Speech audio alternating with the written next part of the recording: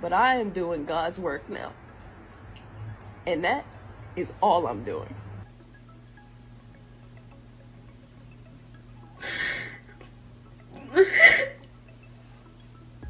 For the worst, then I'm prepared to handle that as well. But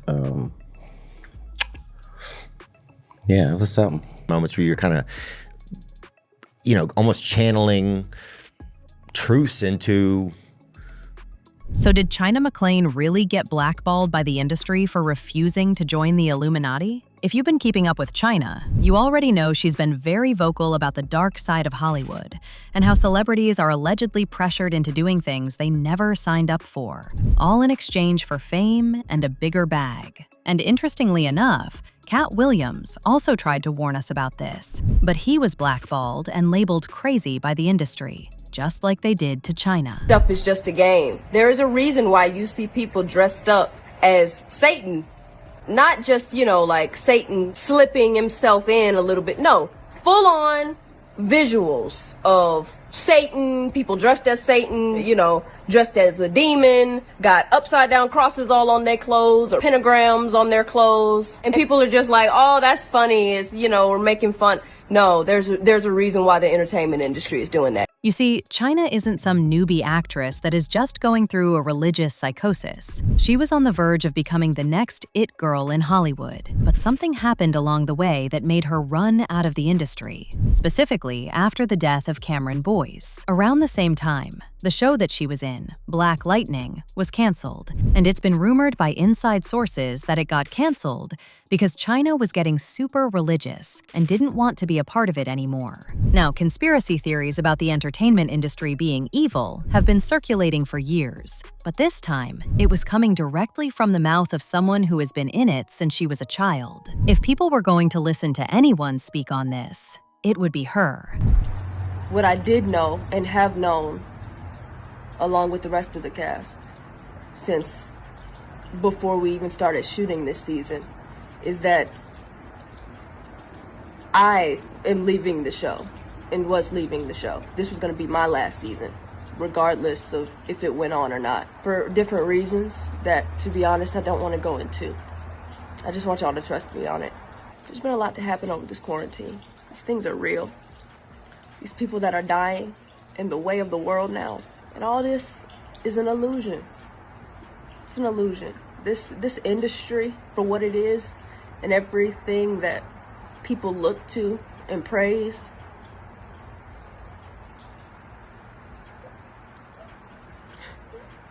it's not important. God is moving me in more than one way than just this show. It's bigger than this show. I'm doing God's work now. And I'm not doing anything else. Just gonna put it plainly. I'm not leaving because I had a terrible time working at— Now, up until this point, everything was going perfectly in China's career. She was booked and busy, and was hopping from one major project to the other. But the moment she messed with the money of these Hollywood executives by getting super spiritual, they were done with her. They basically pulled the plug on her career and blackballed her. And in response, she also started exposing the industry for its satanic ways. So remember what I said earlier about her going on this spiral after Cameron's passing? Well, at the time of his death, the autopsy report said his death was due to a seizure as a result of an ongoing medical condition, and that condition was epilepsy. But girl, China never bought this story. Not even for a second. She believes to this day that his death was a ritualistic sacrifice. She blatantly questioned the autopsy, claiming that she did not know Cameron had any condition before his death. It conveniently only seemed to come up once it was time to give a reason for why he passed. If this is actually happening, I think that my mind is just kind of shut down at this point. So I'm just kind of feeling a little numb, just like a little bit empty, like just going through the motions, and just like I'll never again have a friend like Cameron. And it was around this time that China started pulling away from the industry altogether. She cut all her hair off and started posting videos on TikTok talking about how God had pulled her out of the darkness of the industry. Those expose videos rubbed a lot of people the wrong way, and the dragging came almost immediately. She also started flooding her social media with Christian content and spreading her faith openly. But that didn't land well either, because people felt like she was talking down on other religions and positioning Christianity as the only valid path. Ever heard of the theory of general relativity? It's what Einstein is famous for. In his calculations, he started to realize that the universe was not eternal. It had a beginning. Now this leads us to the law of causality. Everything that came to be needs a cause. Personal entity that is capable of existing outside of time, space, and matter. That can't be nothing but God. And for people that are like, okay, well, how do you know that it's like Christianity's God? There's only one God. But don't just take my word for it. Go look into it for yourself. One more thing. Evidence is not a substitute for faith. Following God is not a matter of evidence or proof. It's a matter of the will. You have to want to do it so you can have the peace that you're looking for. And if you don't want to make that choice, no amount of evidence is going to convince you to. You have to want to. I'm going to tell you a little secret. This building that I'm in right now built itself. Do you believe me? You don't? Why? Have you ever met the builder of this building? Seen the builder of this building? Do you know their name? If you believe someone built this building, why? And guess who else you can't blame? God. Because I've heard so many people say, no, I don't believe in God because he ain't never tried to show me no sort of sign. Really? How'd you come in contact with this video? Just say hypothetically for a second that God doesn't exist. I'm not saying that people that don't believe in God are not capable of living moral lives. I would never say anything like that. The point of this video is questioning what the foundation for morality is, objective morality. But the video that really set people off was when she decided to weigh in on Lil Nas X's Montero music video. And if y'all remember, that video had the entire internet divided when it dropped. A lot of people saw the imagery of heaven, hell, and Satan as deeply satanic, and some even took it as Lil Nas X openly pledging himself to the Illuminati. Lil Nas clapped back at the criticism in a tweet, saying, "I spent my entire teenage years hating myself because of the y'all preached would happen to me because I was gay. So I hope you are mad, stay mad, feel the same anger you teach us to have towards ourselves." Now, China stitched a video of Lil Nas calling out Christians who tell gay people they're going to hell, but then get upset when gay people lean into that narrative. In her response, she didn't come for the judgmental Christians who were telling gay people they were damned, but she also didn't stand with the LGBTQ+ community. People felt like she was trying to play both sides. There's a lot of confusion about the way God is represented by people versus who he actually is. Comments like the one on top of Lil Nas's video, they often turn into back and forth conversations about religion. Christians against the gay community or Christians against everyone else, when it's really not about Christianity or religion at all. The truth is that God exists. I don't believe in God because a religion tells me to. I know God. We have a relationship. Like I have a relationship with my mom, dad, my sisters, my brother. So when God is represented badly by a Christian or by someone that's been hurt by a Christian, it really makes me sad because it's not who he is. And that behavior also drives so many people away from getting to know him. She didn't stop there either, going on a whole rant about how the industry intentionally pushes out satanic content to normalize it in people's minds over time. Entertainment industry, it's about influence. There is a reason why you see people dressed up as Satan, full-on visuals of Satan, people dressed as Satan, dressed as a demon, got upside-down crosses all on their clothes or pentagrams on their clothes. People think that this stuff is just a game. No, there's a reason why the entertainment industry is doing that, y'all.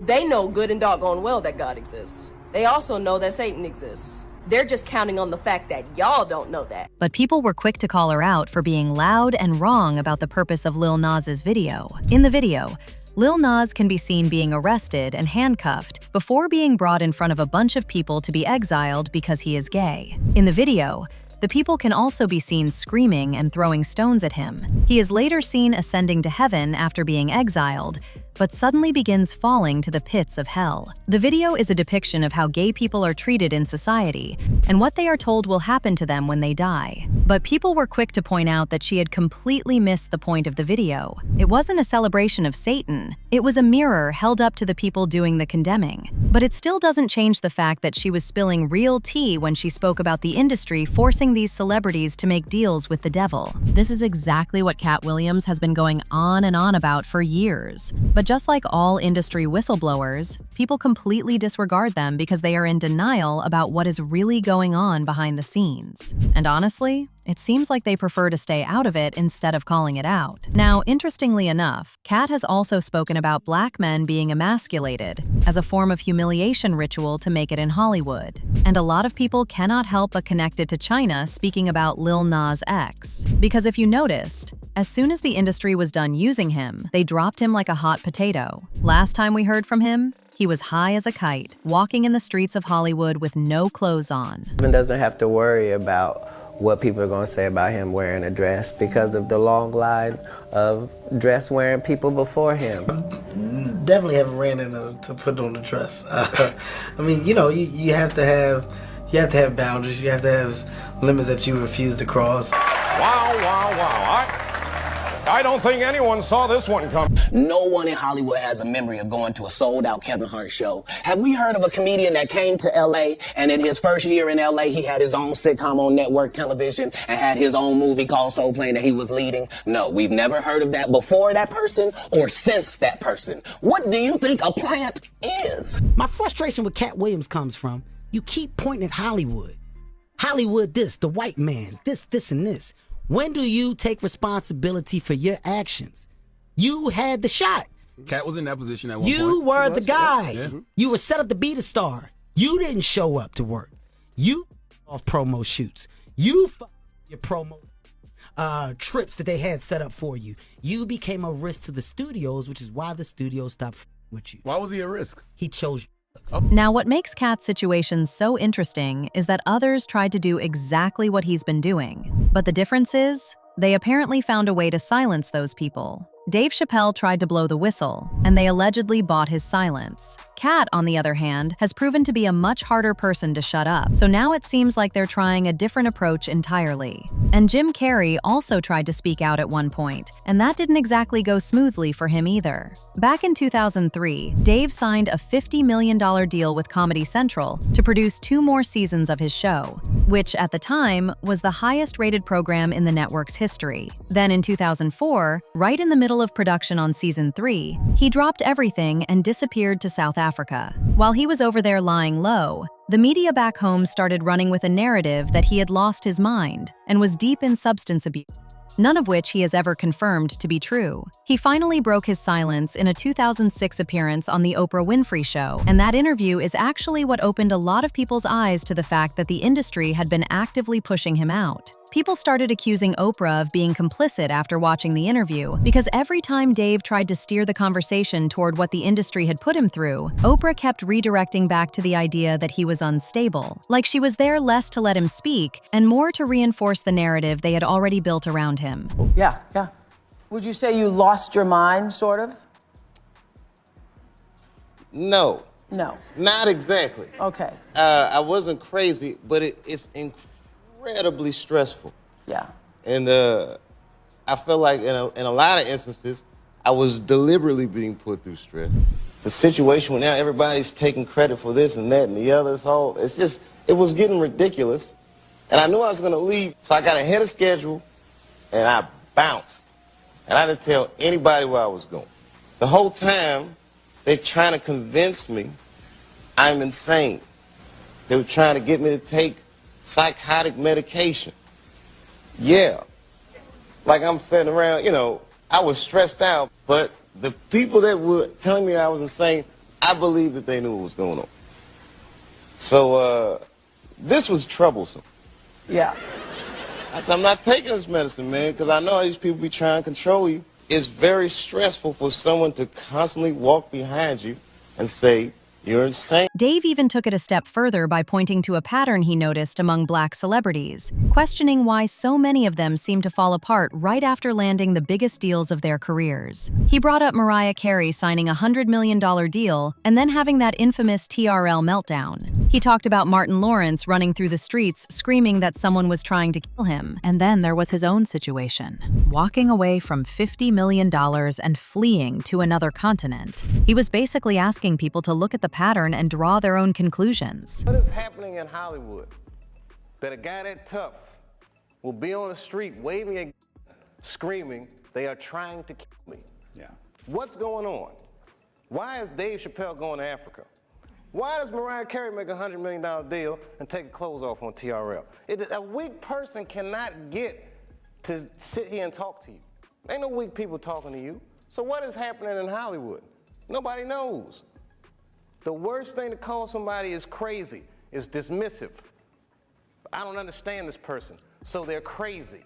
And remember what Katt said about black men being pressured into wearing dresses as part of a humiliation ritual? Dave spoke on that too. He revealed that he was also pushed to wear a dress at some point, and he flat out refused. Apparently, the producers tried to sell it to him as some kind of rite of passage that every black man in the industry had to go through. But Dave wasn't buying it, and he wasn't doing it. I mean, I'm a conspiracy theorist to a degree. Like, when I connect dots that maybe shouldn't be connected, I don't know. But certain dots, like when I see that they put every black man in the movies in a dress at some point in their career, I'll be connecting them down like, wow, all these brothers gotta wear a dress. That's happened to me. I'm doing a movie with Martin. Yeah. The movie's going good. So I walk in the trailer. I'm like, man, this must be the wrong trailer because there's a dress in here. I'm not wearing no dress, man. I'm funnier than a dress. Just give me something funny to say. I don't need to wear no dress to be funny. What am I, Milton Berle? You know, we're going like this. And then finally he's like, and he leaves. And then like the director comes, Dave, it really would be great if you wear the dress. What is wrong? What is this, Brokeback Mountain in here? So comics that I've seen, man, you know, strong brothers, why they be putting us in these dresses? But the minute it was clear, I was adamant, I'm not wearing a dress. I'm not wearing the dress. All right, fine. Think of something else.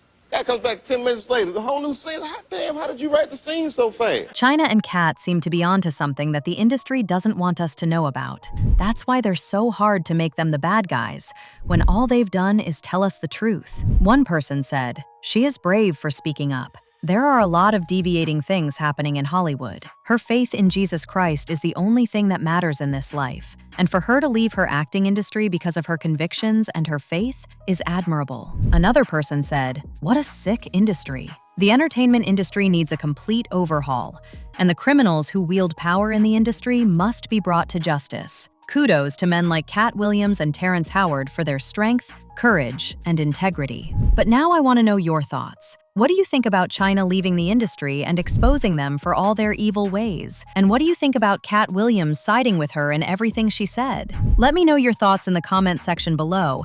And don't forget to click here to watch this other very messy video.